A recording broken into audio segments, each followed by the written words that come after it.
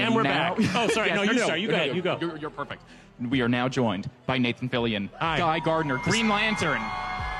I didn't realize everybody was going to be able to hear us. No, everyone's listening, yeah. The stakes keep going up. Can go. Do you mind sharing what you got on your hand there? This might be the Green Lantern ring that I wore for the film.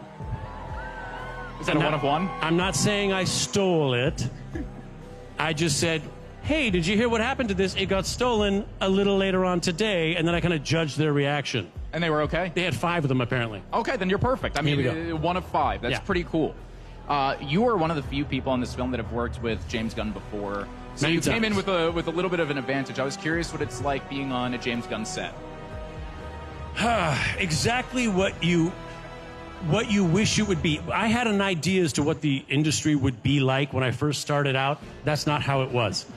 Now, 31 years into it, working with the likes of James Gunn, this is what I dreamed it would be when I first started 31 years ago. That's lovely. I'm sure he'd be very happy to hear you say that. And he probably does hear us. Is he here? Is he here right now? He is here. Don't tell him I said that. Okay, well, we'll just quiet these speakers. I also wanted to talk about your performance. Hysterical. And I was kind of curious how you guys came up with, like, the performance, how you guys shaped the character. So, listen, it's James Gunn. He doesn't leave a lot to chance. Mm-hmm. He understands exactly what he's doing. He's a fantastic storyteller. He's really good at his job. He doesn't leave a lot up in the air. He takes care of a great deal. All you got to do is come on in and say those words, buddy. You're doing great.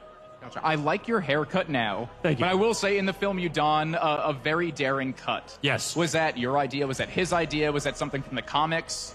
Well, it's the bowl cut for Guy Gardner is canon, so I felt it was important. There were some ideas to try different kinds of unusual and goofy haircuts.